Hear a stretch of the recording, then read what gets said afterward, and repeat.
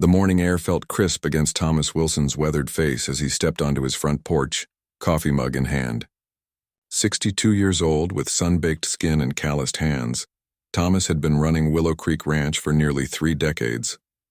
He knew every inch of his land, every mood of his animals, and the rhythms of farm life that had become second nature to him. Taking a long sip of his coffee, Thomas gazed across the rolling pastures where his cattle grazed peacefully in the early light. All except for one. Squinting, he noticed his prized bull Brutus behaving strangely near the old oak tree that stood alone at the southern edge of the property. "That's odd," Thomas muttered to himself, setting down his mug. Brutus was normally calm and predictable, a gentle giant despite his impressive size and strength. But now, the bull was pacing around the ancient oak, occasionally lowering his massive head and charging at the trunk. Thomas grabbed his worn hat from its hook and headed down the porch steps. His border collie Pepper trotted alongside him as he made his way across the dewy grass toward the southern pasture. As he got closer, he could hear Brutus snorting and pawing at the ground around the tree. "Easy there, big fella," Thomas called out, approaching cautiously. "What's got you all riled up this morning?" Brutus paid no attention to Thomas's voice, something unusual in itself. The bull continued his strange behavior, backing up several yards before charging forward again, slamming his horns into a peculiar bulging lump on the oak's trunk. Thomas whistled low. "Now I've seen everything." He leaned against the fence, watching with growing curiosity. The tree had been on his property since before he bought the place. It was ancient, probably over 200 years old, with sprawling branches that provided shade for his cattle during the hot summer months. But Thomas had never noticed the strange bulbous growth on its trunk before, or maybe he had but hadn't paid it much mind. "Come on, boy," he said to Brutus. "Leave that poor tree alone. Time for breakfast." But Brutus ignored him completely, continuing his assault on the tree with determined focus. Thomas shrugged and headed back to the farmhouse. Some days animals just acted strange. It would pass. By lunchtime, Thomas expected Brutus to have moved on to grazing with the rest of the herd. But when he checked again, the bull remained at the tree, still fixated on the strange lump. Thomas's wife, Helen, joined him on the porch after finishing the dishes. "What's Brutus doing over there?" she asked, drying her hands on a kitchen towel. Helen had soft gray hair tied back in a simple ponytail, and laugh lines around her eyes that deepened when she smiled. "Been at it all morning," Thomas replied. "Never seen him act like this before." Helen frowned. "Should we call Dr. Reynolds? Could be something wrong with him." Thomas considered this. "Let's give it a day. If he's still at it tomorrow, I'll give the vet a call." But the next day brought no change. If anything, Brutus seemed more determined, more agitated. The bull had barely touched his feed and had spent the night near the oak tree, something Thomas discovered during his pre-dawn check of the property. By the third day, Thomas was genuinely concerned. He walked out to the pasture with a rope, intending to lead Brutus away from the tree and back to the barn for a closer look. "Come on now," Thomas said firmly, approaching the bull. "That's enough tree fighting for 1 week." As Thomas got closer, he noticed something he hadn't seen before. The lump on the tree trunk wasn't a natural growth at all, at least not entirely. There was something unnatural about its shape, almost geometric in certain places. And Brutus wasn't just hitting it randomly. He was focusing his attention on specific parts of the strange protrusion. Thomas reached out to touch the lump. The surface felt warmer than the rest of the tree, smoother too. Brutus snorted loudly beside him, as if approving of Thomas's interest. "What is it, boy? What do you see that I don't?" That evening, Thomas couldn't get the tree out of his mind. He mentioned it again over dinner. "I swear, Helen, there's something not right about that tree, and Brutus knows it." Helen looked up from her plate. "Like what? It's just an old tree." "Maybe," Thomas said, pushing his potatoes around. "But what if it's not? What if there's something, I don't know, something hidden there?" Helen gave him a skeptical look. "Thomas Wilson, you've been watching too many of those mystery shows." Thomas chuckled. "Maybe so. But I've lived with animals my whole life. They know things sometimes, sense things we don't." The next morning, Thomas woke before dawn. He couldn't sleep, his mind racing with theories about the tree and Brutus's behavior. He pulled on his boots and jacket and headed out with a flashlight, determined to inspect the tree more thoroughly. The moon was still high, casting silver light across the fields. As Thomas approached the southern pasture, he spotted Brutus's dark silhouette, still faithfully stationed by the oak. The bull acknowledged Thomas with a soft snort but remained focused on the tree. "All right, let's see what's so special about this old thing," Thomas said, shining his flashlight on the trunk. In the beam's harsh light, the lump looked even stranger. Thomas ran his hands over it, feeling ridges and dips that seemed almost intentional. And then he noticed something else. Near the base of the tree where Brutus had been pawing at the ground, the soil looked different. Disturbed somehow. Not just from the bull's recent activity, but as if it had been dug up and replaced long ago. Thomas knelt down, brushing away some of the loose dirt. His fingers struck something hard, something that wasn't a root or a stone. His heart quickened. "Well, I'll be damned," he whispered. For the next few days, Thomas observed Brutus in the tree from a distance, taking notes and photos. He found himself making excuses to visit the southern pasture, drawn to the mystery like a moth to flame. His longtime ranch hand, Joe, noticed his preoccupation. "Boss, you've been staring at that oak for days now," Joe said as they fixed a section of broken fence. "What's going on?" Thomas hesitated. Joe had worked for him for 15 years, and if anyone would understand, it would be him. "Brutus has been acting strange around that tree, charging it, hitting it, and there's this weird growth on the trunk. I think there might be something buried there." Joe raised an eyebrow. "Buried like what?" "I don't know," Thomas admitted. "But it's got Brutus all worked up, and I found something hard under the soil." "Not natural."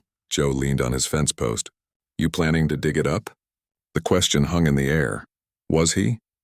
Thomas hadn't allowed himself to fully consider it. What if he found something he didn't want to find? "I'm thinking about it," Thomas finally said.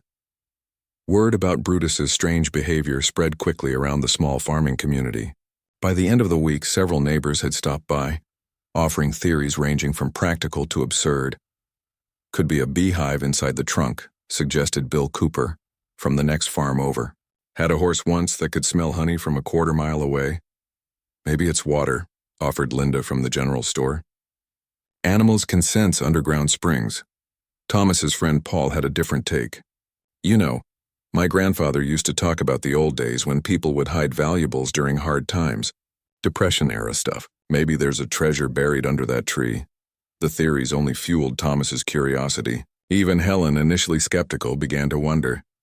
"Just be careful," she told him over breakfast one morning. "If you do decide to dig, I mean. That tree's been there a long time. Might be holding secrets best left alone." Thomas nodded, but his mind was already made up. That weekend, when the morning fog still clung to the fields, he loaded a shovel and pickaxe into his truck and drove to the southern pasture. Brutus was there as always, but the bull seemed different today, more agitated, pacing and snorting with unusual intensity. "You trying to tell me something, buddy?" Thomas asked, patting the bull's broad flank. "Don't worry, I'm finally listening." Thomas approached the oak tree with a mixture of excitement and apprehension. Up close, the lump looked even more unnatural, like something was pushing outward from inside the trunk. He ran his hand over its surface once more, before turning his attention to the ground below. The soil gave way easily under his shovel, too easily for ground that should have been compacted by years of rainfall and cattle hooves. Thomas dug carefully, methodically, creating a neat pile of earth beside him. Brutus watched intently, occasionally nudging Thomas with his nose as if offering encouragement. "What am I doing?" Thomas muttered to himself as he continued digging, chasing bull dreams and fairy tales. But something kept him going. Curiosity, instinct, or perhaps just the strange certainty that he was on the verge of discovery. As the morning wore on, that certainty only grew stronger. Whatever secret this old tree had been guarding for all these years, Thomas Wilson was about to uncover it. And somehow, deep down, he knew his life would never be the same again. Thomas wiped sweat from his brow as the midday sun beat down on his back. He'd been digging for over an hour, and though the hole beneath the oak tree was now knee-deep, he hadn't found anything significant yet. Just soil roots and the occasional rock. Brutus remained nearby, watching intently as if supervising the work. "Nothing here, boy," Thomas said, leaning on his shovel. "Maybe we're both just crazy." As if in response, Brutus snorted and pawed at the ground a few feet away from where Thomas was digging. The bull had done this several times now, almost as if trying to redirect Thomas's efforts. After a moment's hesitation, Thomas moved to the spot Brutus indicated. "All right, I'll trust you on this one," he muttered, plunging his shovel into the fresh patch of earth. The soil here was different, darker and looser than the surrounding ground. 3 shovelfuls in, Thomas struck something solid. The impact sent a vibration up the handle and into his arms. He dropped to his knees and began clearing away dirt with his hands, heart racing. "Helen," he shouted toward the farmhouse even though his wife was too far away to hear. "Helen, I think I found something." What his fingers touched wasn't a root or stone. It was smooth and curved, almost like— Thomas jerked his hand back. For a moment he thought he'd uncovered a bone, but looking closer, he realized it was just an old piece of wood worn smooth by time. Relieved but still curious, he continued to dig around it. By mid-afternoon, Thomas had uncovered several pieces of rotted wood that seemed to form part of a structure, perhaps an old box or small chest. He worked carefully now, not wanting to damage whatever might be buried here. Brutus had finally settled down, lying in the shade cast by the oak's massive branches, but his eyes never left Thomas. "Thomas Wilson, have you lost your mind?" Thomas looked up to see Helen approaching across the pasture, a worried expression on her face and a thermos in her hand. "You've been out here for hours," she said, handing him the thermos. "Joe said you were digging like a man possessed." Thomas took a grateful sip of cold water before pointing to his discovery. "Look at this, Helen, there's something buried here. Some kind of old container." Helen knelt beside the hole, skepticism giving way to curiosity as she examined the rotted wood. "How old do you think it is?" "Hard to say," Thomas replied, wiping dirt from a particularly large piece. "But it's been here a long time. Long before we bought this place, that's for sure. What do you think is inside?" Thomas shook his head. "No idea, but Brutus sure wants us to find out." Helen glanced at the bull, who was now back on his feet, watching them with what almost looked like impatience. "It's the strangest thing I've ever seen," she admitted. "Like he knows something we don't." As the afternoon wore on, more neighbors arrived, drawn by the unusual sight of Thomas digging beneath the old oak. By sunset, a small crowd had gathered, each person offering their own theory about what might be buried there. "Could be a time capsule," suggested Nancy, who owned the small grocery store in town. "People used to bury those all the time." "My money's on Bootlegger's stash," said old Pete, who claimed his grandfather had run moonshine during Prohibition. These hills were full of hidden hooch back in the day. Thomas appreciated the company and the extra hands that helped widen the hole as daylight faded. But eventually Helen insisted they continue tomorrow. "It's getting too dark," she said firmly. "And you've been at this all day. Whatever's down there has waited this long, it can wait until morning." Reluctantly, Thomas agreed. He covered the hole with a tarp, weighing it down with rocks to keep it protected overnight. As he walked back to the house with Helen, he couldn't help looking back at the oak tree. Brutus had refused to leave, taking up position beside the covered hole like a guard. "That bull," Thomas said, shaking his head. "I swear he's trying to tell us something." Helen squeezed his hand. "Maybe he is. Animals have instincts we don't understand." That night, Thomas could barely sleep. His mind raced with possibilities about what might be buried beneath the old oak.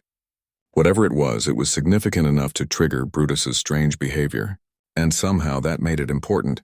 Just before dawn, Thomas gave up on sleep altogether. He made a pot of coffee, left a note for Helen, and headed back to the southern pasture. The morning was misty, the sun not yet risen, and the world had that hushed quality that comes with early hours. Brutus was exactly where Thomas had left him, standing vigil over the covered hole. The bull acknowledged Thomas with a soft grunt as he approached.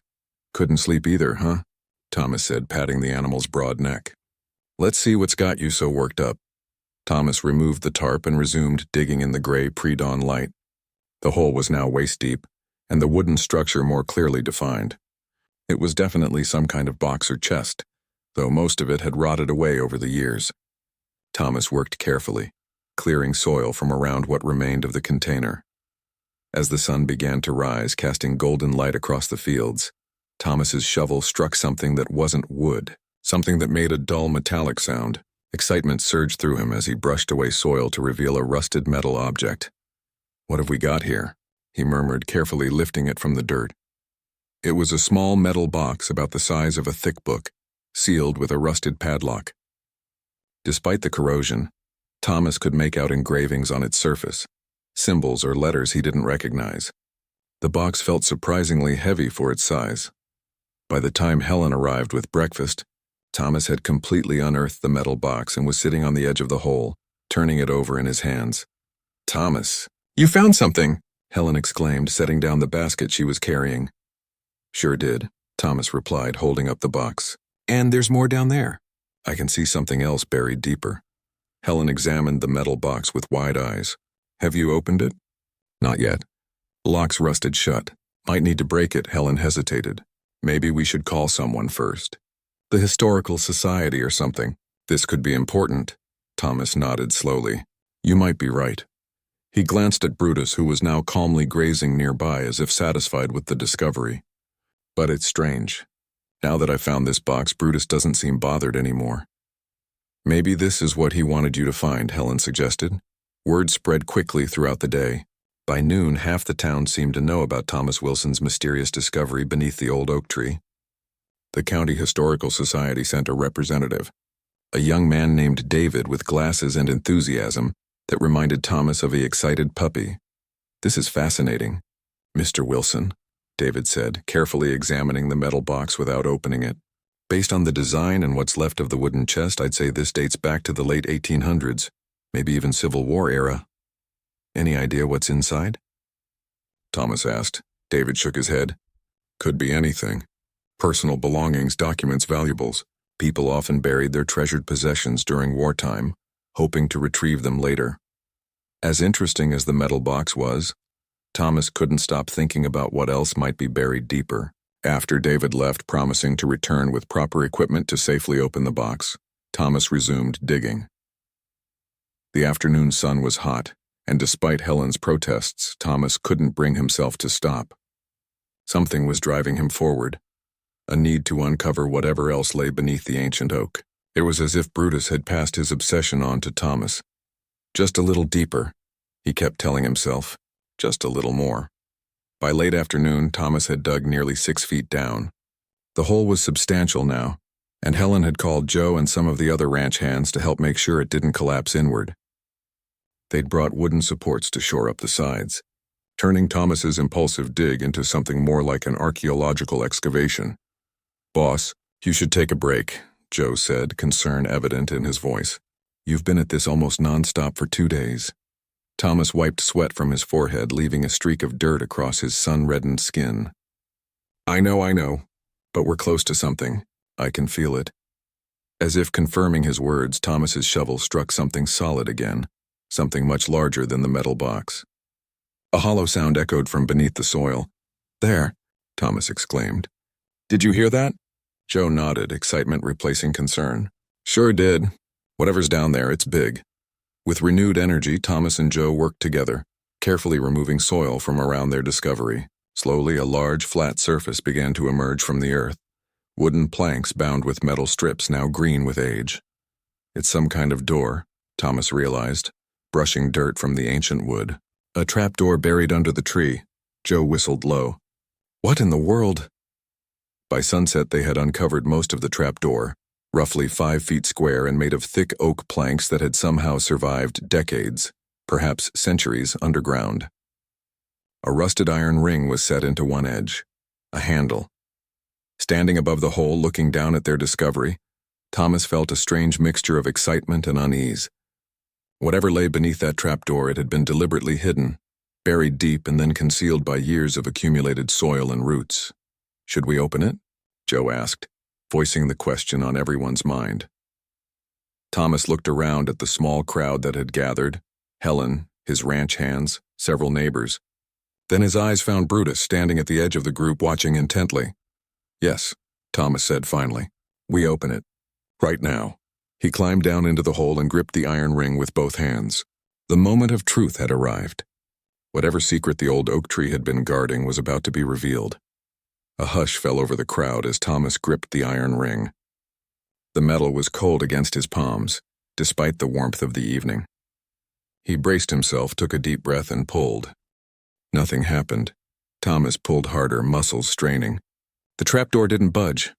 It stuck, he grunted, adjusting his grip for better leverage. Probably sealed shut after all these years. Joe jumped down into the hole beside him.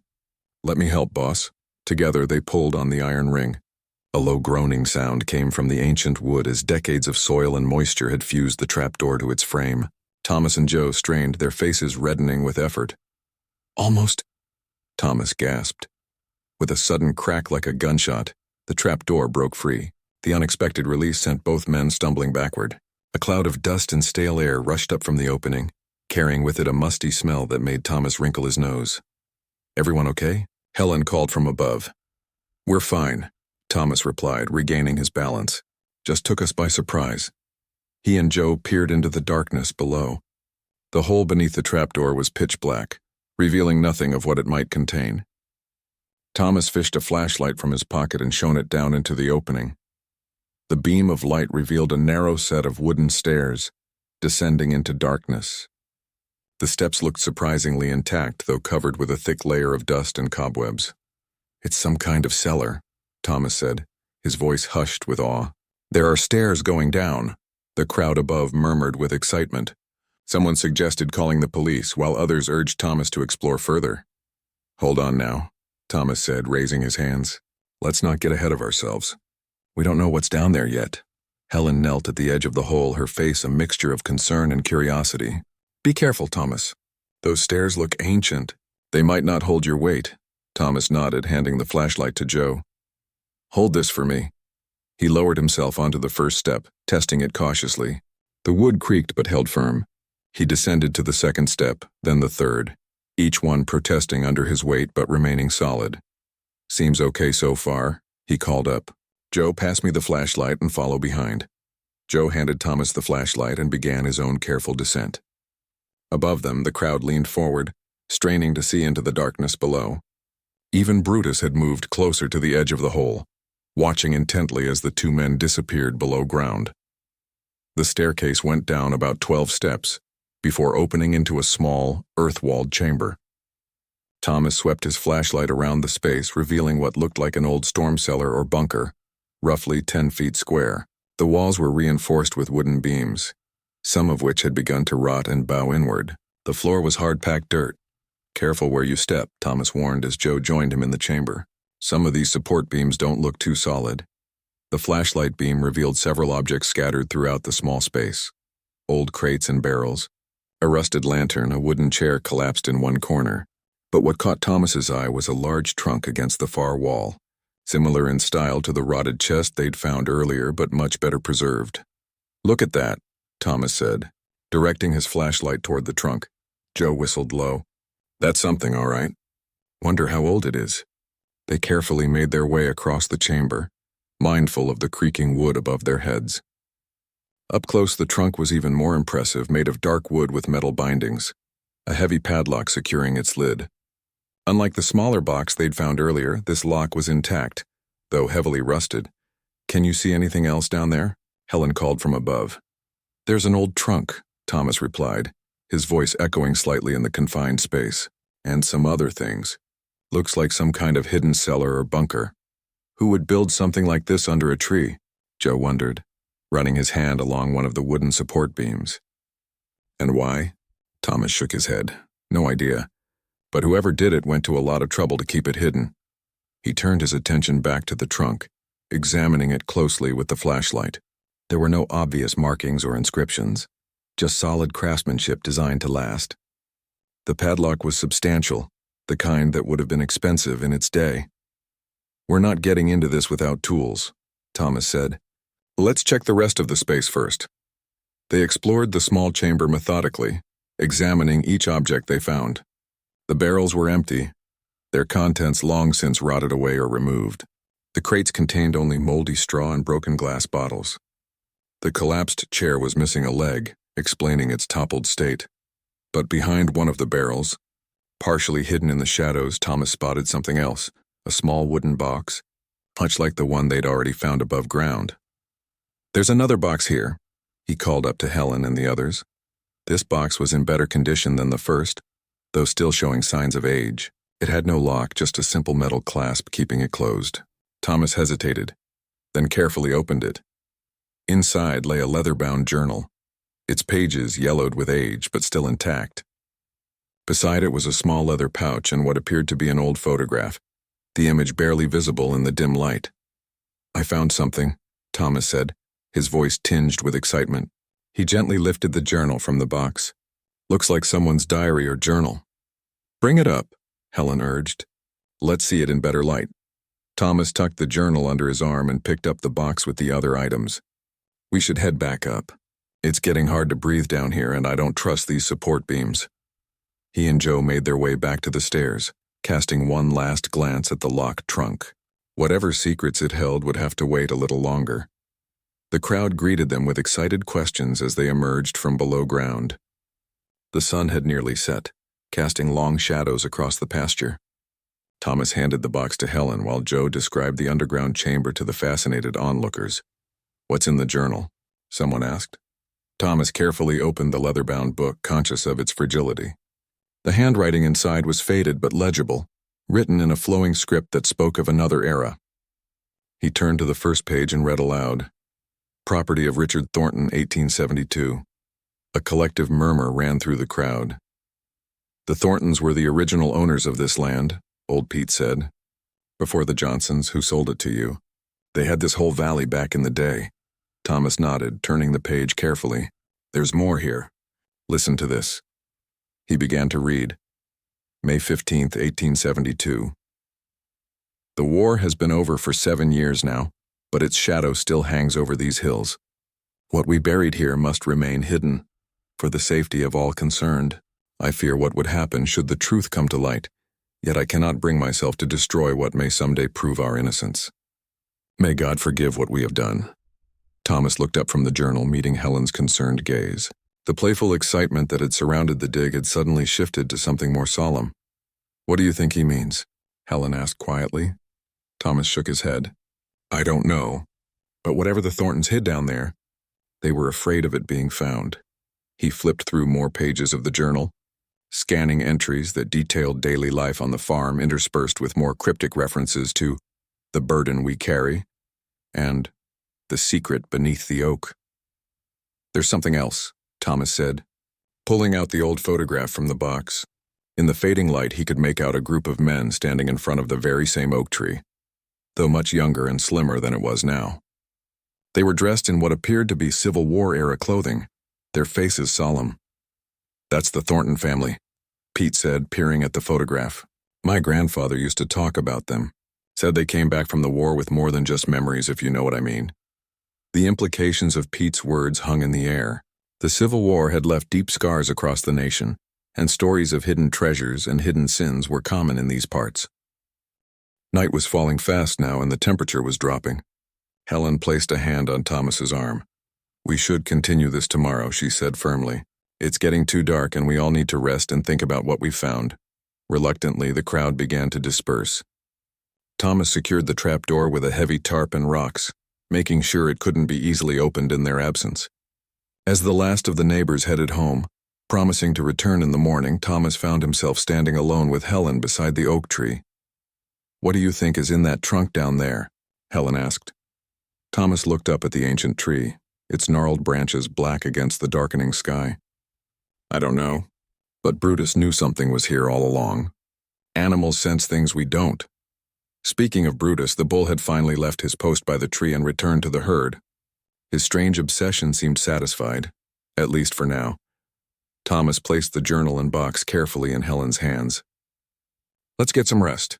Tomorrow we'll bring proper tools and open that trunk. Whatever the Thorntons wanted to keep hidden, I think it's time it saw the light of day." As they walked back to the farmhouse, Thomas couldn't shake the feeling that their lives had changed irrevocably. Whatever lay in that underground chamber, treasure or tragedy, was now partly his responsibility. The old oak had kept its secret for over a century. By tomorrow, that secret would finally be revealed. Thomas barely slept that night. He sat at the kitchen table until well past midnight, poring over Richard Thornton's journal by lamplight while Helen made them both cups of hot tea. The more he read, the more puzzled he became. "Listen to this entry," Thomas said, carefully turning a brittle page. "August 1872. The dreams continue to haunt me. I see their faces every night. The weight of our decision grows heavier with each passing year. Sometimes I think we should reveal everything, but then I remember what's at stake." Helen frowned, wrapping her hands around her warm mug. "What do you think happened?" "I'm not sure," Thomas admitted. But whatever it was, it weighed heavily on Thornton's conscience. The journal contained many such cryptic entries, interspersed with mundane accounts of farm life in the late 19th century. Whoever Richard Thornton was, he'd been deeply troubled by something connected to the Civil War and whatever lay inside that locked trunk. Thomas woke before dawn, having finally dozed off in his armchair, with the journal open in his lap. He made a quick breakfast, packed some tools, and headed out to the oak tree. To his surprise, several people were already there, including Joe and Pete. "Word travels fast," Joe said with a grin. "Half the county's talking about your discovery." Thomas noticed a few unfamiliar faces among the small gathering. "Who are all these people?" "Some folks from the Historical Society," Pete explained. "And that fellow there with the notebook is from the county newspaper. Everyone wants to see what's in that trunk." Thomas felt a twinge of unease. What had started as a curious investigation triggered by his bull's strange behavior had somehow turned into a public spectacle. But there was no turning back now. With a nod to Helen, who had just arrived with thermoses of coffee for everyone, Thomas pulled back the tarp covering the trapdoor. "Let's do this properly," he said, retrieving a better flashlight and a crowbar from his truck. "Joe, you come with me again. Pete, you too if you want. The rest of you can wait up here until we know it's safe." The underground chamber looked exactly as they had left it the previous evening, the large trunk still resting against the far wall. Thomas approached it with Joe and Pete close behind, his flashlight illuminating the ancient padlock. "That's a serious lock," Pete observed. "Someone really didn't want this opened." Thomas positioned the crowbar against the lock. "Well, after 150 years, I think the statute of limitations has run out." With a sharp push, he applied pressure to the lock. The metal, weakened by age and rust, gave way with a loud crack. Breaking apart and falling to the dirt floor, the three men exchanged glances. "Moment of truth," Joe said quietly. Thomas handed his flashlight to Pete, then gripped the lid of the trunk with both hands. He took a deep breath and slowly lifted it open. The hinges creaked in protest after their long disuse. As the lid rose, Thomas caught his first glimpse of the trunk's contents. His breath caught in his throat. "My God," he whispered. The trunk was filled with canvas bags, neatly stacked and tied with cord. Between and beneath the bags were wooden boxes, papers, and what appeared to be military equipment. Thomas carefully lifted one of the canvas bags. "It was surprisingly heavy. What is it?" Joe asked, leaning forward. Thomas untied the cord and opened the bag, then upended its contents into his palm. Gold coins spilled out, catching the flashlight's beam and glinting brilliantly in the darkness of the underground chamber. "It's gold," Thomas said, his voice barely above a whisper. "Old coins." Pete stepped forward, examining one of the coins Thomas held. "These are double eagles. $20 gold pieces from the Civil War era, worth a small fortune even back then." Thomas returned the coins to the bag and set it aside, then began examining the other contents of the trunk. The wooden boxes contained more coins along with pocket watches, jewelry, and small silver items like spoons and candlesticks. The papers included bonds, banknotes, and what appeared to be property deeds. "This is a treasure trove," Pete said, his voice filled with awe. "But where did it all come from?"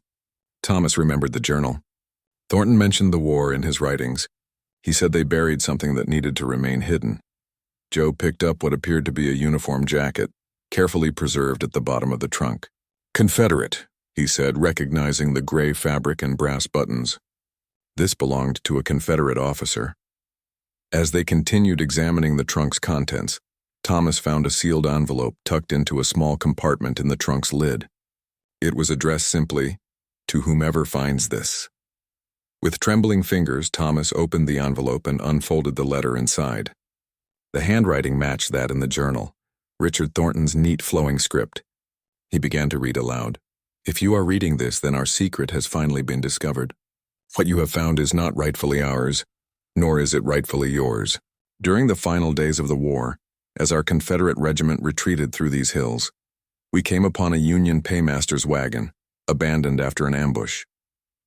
The soldiers were dead, and the gold, intended to pay Union troops, was unguarded. There were 5 of us, all brothers in arms, facing an uncertain future in a defeated South. The temptation proved too great. We took the gold and the valuables, buried them here on my family's land, and swore an oath of secrecy. We told ourselves we would return it after the chaos of war had passed, but greed and fear kept us silent. As the years passed, Guilt has been our constant companion. 3 of my compatriots have since died, taking our secret to their graves. Only my brother William and I remain to bear this burden. I have no children to whom I might confess, so I leave this record in the hope that someday the truth may come to light and these ill-gotten gains might find their proper place. May God forgive us for what we have done. Richard Thornton, September 18, 1879. A heavy silence fell over the 3 men as Thomas finished reading. So it was stolen, Joe said finally. Union Army payroll stolen by Confederate soldiers. Pete shook his head. Not just stolen, hidden for generations. The Thorntons sold this land in the 1920s, according to my grandfather. They never came back for the gold. Thomas carefully folded the letter and placed it back in the envelope. They couldn't bring themselves to use it, but they couldn't bring themselves to return it either, so it just sat here, buried under this tree for a century and a half. The implications of their discovery were slowly sinking in. This wasn't just some forgotten family heirloom or historic curiosity. It was stolen property, war plunder that had never been returned to its rightful owner. We need to tell the others, Thomas said, standing up. And we need to contact the authorities. This isn't something we can keep to ourselves. When they emerged from the underground chamber, the crowd above had grown larger. Word had continued to spread, and more neighbors and curious onlookers had arrived. Helen pushed through to Thomas's side, her expression questioning. "Well?" she asked. "What did you find?" Thomas took a deep breath. "It's complicated," he said, then turned to address the gathered crowd. "What we found appears to be stolen Union Army gold from the Civil War. Confederate soldiers hid it here and never returned for it." A buzz of excitement rippled through the crowd. Someone asked about the value, another about who owned it now. Thomas held up his hands for quiet. "I don't know what this means legally," he admitted. "But morally it's clear to me that this isn't ours to keep. We need to contact the proper authorities, historians, maybe the federal government." Some in the crowd nodded in agreement while others looked disappointed. A voice from the back called out, "Finders keepers! That gold's been in your land for 150 years. Thomas shook his head. "It doesn't work that way. Not with something like this." As the debate among the onlookers grew more heated, Thomas noticed Brutus watching from nearby. The bull had returned to the oak tree and was standing calmly, his earlier agitation completely gone. He knew, Thomas said quietly to Helen. Somehow, he sensed what was buried here. Helen squeezed his hand. Animals have instincts we don't understand. By afternoon, Thomas had called the county sheriff, who arrived with a puzzled expression that quickly turned to amazement as he was shown the underground chamber and its contents. He immediately called in state authorities, who in turn contacted federal officials. "This is way above my pay grade," the sheriff admitted as they watched government vehicles begin to arrive. "Never had anything like this happen on my watch." Thomas stood beside the oak tree as men in suits examined the trunk and its contents, carefully cataloging each item before removing it from the underground chamber. A historian from a nearby university was explaining the significance of their find to the assembled officials. "This could be the legendary lost payroll of '65, the historian was saying. $7,000 in gold coins and treasury notes that disappeared in the final days of the war. It's been the subject of treasure hunters' searches for generations." One of the officials approached Thomas. "Mr. Wilson, we're going to need to secure this site for further investigation. This is potentially a significant historical find." Thomas nodded. "I understand. Do whatever you need to do." As the day wore on, the initial excitement of discovery had given way to a complex mix of emotions for Thomas. There was pride in having uncovered a piece of hidden history, but also a strange sense of loss. Whatever he had expected to find beneath the old oak, it hadn't been this, a secret born of war and desperation, preserved by guilt and the passage of time. Helen found him sitting alone on the porch that evening, watching as government vehicles came and went from the pasture, their headlights cutting through the gathering dusk. "Are you okay?" she asked, sitting beside him. Thomas sighed. "I keep thinking about Richard Thornton, living with that secret all those years, writing in his journal, but never finding the courage to make it right." Helen was quiet for a moment. "At least now the truth is out. After all this time." Thomas nodded slowly, his eyes fixed on the distant oak tree, now surrounded by official vehicles and temporary floodlights. "I wonder if that's what Brutus was trying to tell us all along, that something wasn't right, that something needed to be brought to light." In the fading light of day, Thomas couldn't help but feel that his simple life had been forever changed by what they'd found beneath the old oak, and somewhere deep inside, he wondered if they'd truly discovered everything the tree had been hiding all these years. The next few weeks passed in a blur for Thomas. His quiet farm had become the center of an ever-widening investigation, with government officials, historians, and even a few archaeological experts coming and going daily. The oak tree and the area around it had been cordoned off with yellow tape, and a small security trailer had been set up nearby to ensure the site remained undisturbed at night. Thomas tried to maintain his normal farming routine, but it wasn't easy with all the commotion. The media had gotten wind of the story too, and reporters occasionally showed up at his gate, hoping for interviews or photographs of the historic Thornton gold site, as they'd taken to calling it. "I never imagined finding a fortune would be this much trouble," Thomas told Helen one evening as they sat on their porch, watching yet another official vehicle make its way down their driveway. "Sometimes I wish Brutus had just left that tree alone." Helen smiled sympathetically. "No going back now. Besides, you did the right thing by reporting it." Thomas nodded, though the situation had grown more complicated than he'd expected. The initial excitement of discovery had given way to legal questions, historical debates, and bureaucratic procedures that seemed to multiply by the day. A week after the discovery, a representative from the Treasury Department had explained the situation to Thomas. The gold technically still belonged to the United States government, as it had been stolen military funds never decommissioned or written off. However, given the historical significance of the find and Thomas's immediate reporting of it, there would likely be some form of finder's reward once the investigation concluded. "How long will that take?" Thomas had asked. The official had smiled apologetically. "Government wheels turn slowly, Mr. Wilson, especially with something this unusual." Now, almost a month later, Thomas was beginning to wonder if things would ever return to normal. The constant presence of strangers on his land was wearing thin, and even his animals seemed unsettled by the disruption to their routine, all except Brutus.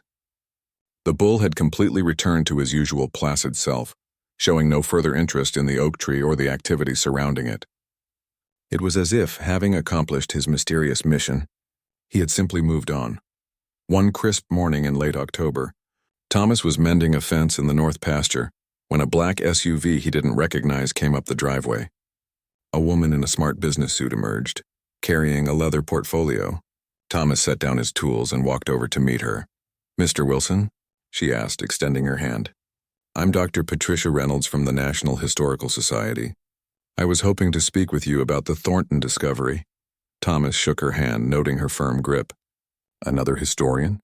We've had quite a few of those already." Dr. Reynolds smiled. "I imagine you have. But I'm here with a bit more information that might interest you. May we sit somewhere and talk?" Thomas led her to the picnic table under the maple tree in his yard. Helen, spotting them from the kitchen window, brought out glasses of sweet tea before returning to the house to give them privacy. "Thank you for seeing me," Dr. Reynolds began, opening her portfolio. "I've been researching the Thornton family since news of your discovery broke, and I've found something fascinating that connects directly to your find." She pulled out several photocopied pages of what appeared to be old military records. "These are Union Army records from 1865, specifically reports about missing payrolls during the final months of the Civil War." Thomas leaned forward, genuinely interested despite his fatigue with the whole situation. "The gold you found," Dr. Reynolds continued, "was indeed from a Union paymaster's wagon ambushed in April 1865, just days before Lee's surrender at Appomattox. $7,000 in gold coins and treasury notes disappeared that day, along with various personal valuables belonging to the officers who were killed." "Yes, we know that from Thornton's letter," Thomas said. "True, but what you don't know is what happened afterward." Dr. Reynolds pulled out more documents. The Army conducted an extensive investigation. 5 Confederate soldiers were suspected of taking the gold, but they were never found. The case remained open for decades. Thomas nodded slowly.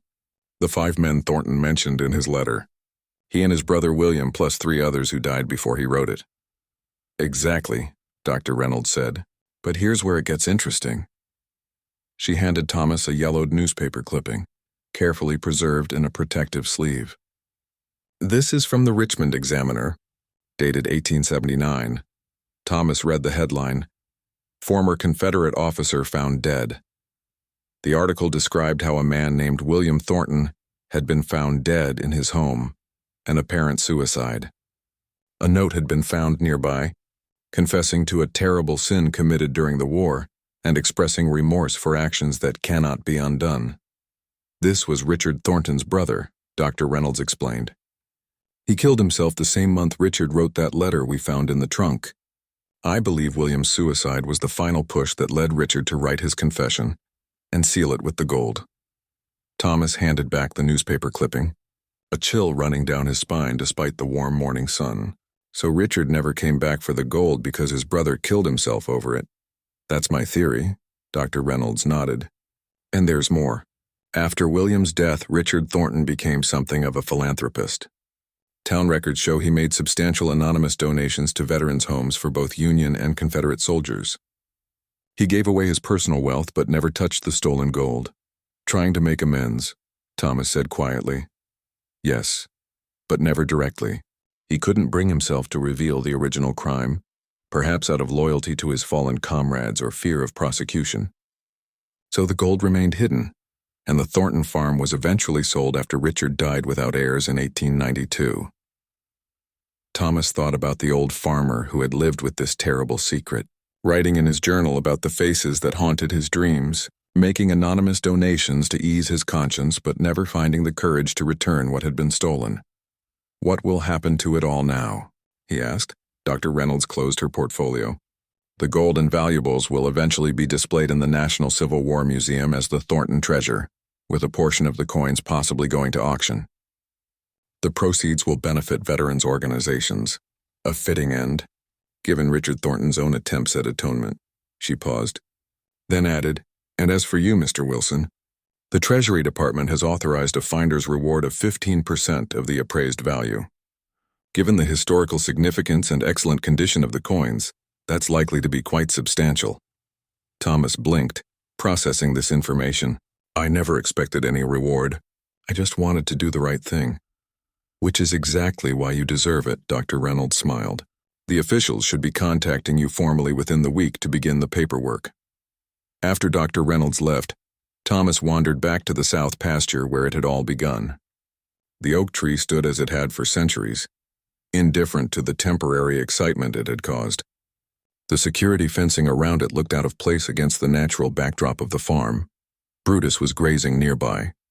The bull looked up as Thomas approached, his dark eyes calm and somehow knowing. Thomas reached out to stroke the animal's broad forehead. You knew all along, didn't you? He said softly. Something wasn't right under that tree. Something needed to be set straight. Brutus simply returned to his grazing, offering no answers to the mystery of his behavior. That evening, as Thomas and Helen sat on their porch watching the sunset, a sense of peace had settled over them. The media attention would eventually fade. The officials would finish their work and leave. The farm would return to its quiet routine. I've been thinking about what we should do with the reward money, Thomas said, his arm around Helen's shoulders. Oh, and what have you decided? She asked, leaning into him. I want to set up a scholarship fund for local kids, something to help them go to agricultural college if that's what they want. Keep family farms alive in this area. Helen smiled up at him. Richard Thornton would approve, I think. I hope so, Thomas said. It's strange to feel connected to a man who died more than a century ago, but I do. We're linked by that old oak tree and what lay beneath it all these years. As darkness fell, Thomas could still make out the silhouette of the ancient tree against the darkening sky. For over a century, it had grown above a secret born of war and desperation, its roots literally intertwined with hidden history. Now that secret was exposed, the burden lifted, the wrong finally set right. In the pasture, the cattle settled in for the night, dark shapes against the silver-touched grass. Among them, Brutus lay contentedly, his mysterious mission accomplished. Thomas wondered if animals really did have a sense humans had lost, an instinct for when something wasn't right in the world around them. Whatever had driven Brutus to attack that old tree with such determination, Thomas was grateful for it, not just for the reward, which would help many young farmers in years to come, but for the chance to bring closure to a story that had waited too long to be told. As stars appeared in the clear night sky, Thomas felt a deep sense of rightness settle over the farm. The old oak had weathered storms, drought, and the passage of time. It had kept its secret well, but now that secret was free, and somehow, Thomas felt sure the tree stood stronger for it. "Some things," he said softly to Helen as they rose to go inside, "are just meant to be found."